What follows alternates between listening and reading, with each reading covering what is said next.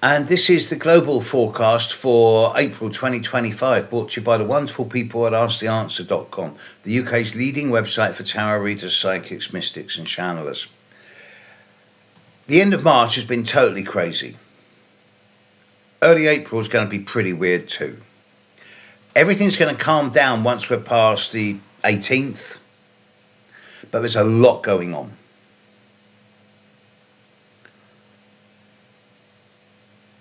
Neptune has changed sign. Neptune is now in Aries. That in itself is massive. It's not been there for 150 years. So that's going to change the whole global dynamic. And there's going to be lots of people making up stories. There's going to be lots of fantasies and dreams and visions and ideas. And none of it will be down to earth or grounded. None of it will be real. And this is the way it's going to be for over April and May. Uranus and Pluto are getting on and doing what they're doing. Saturn is moving into the end of Pisces, getting ready to go into Aries. I'm not going to be unhappy with that. Mars is going to move out of Cancer on the 18th. And move into Leo. So all Cancerians can draw a breath of relief. However, as soon as Mars moves into Leo, it will oppose Pluto. And Mars opposite Pluto is the dominant aspect of the second half of April. Go back to the time when Mars opposed Pluto for the first time at the very start of November last year. And then again when Mars retrograded backwards opposite Pluto in the first week of January this year. And a lot of things that have happened since that time are now going to come firmly under the microscope. So I do expect a very explosive time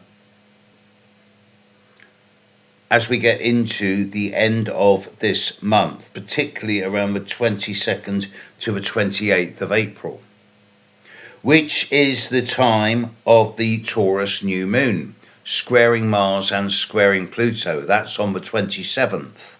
So that's going to be a bit of a stinker time. The full moon in Libra on the 13th isn't too bad. But it's not really a time of clarity because Mercury's still retrograde at the start of the month. It won't stop going retrograde to the 7th. Venus won't stop going retrograde until the 13th. Venus stops going retrograde on the day of the full moon.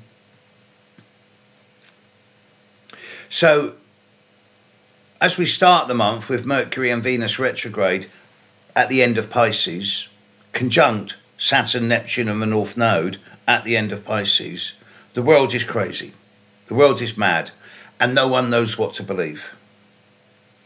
And this is an energy which is going to continue into the first week or two of April. It's not all bad though.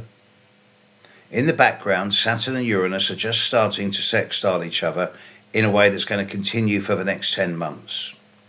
So this is the start of a long-term period where we're going to start bringing a bit more structure and order into the chaos, whilst at the same time revolutionising our limitations.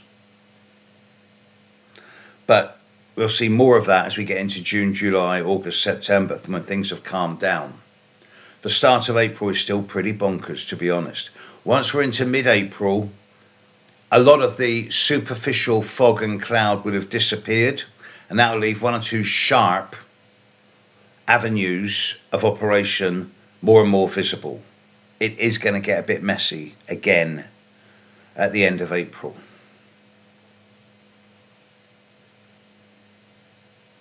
However,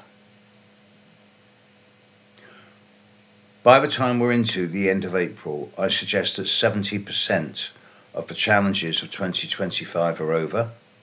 There are still some stinkers to come, especially around the second week of June and the eclipse at the very end of Virgo on the 21st of September. But these are standalone times. At the moment, the world's in a mess. There is a great deal of hype and spin. There is a great deal of mistruth. It's very difficult to know what to believe. Trust your own instincts here. You are the best judge of what is real and what is not. Have a selective month. Catch you next month. Bye now.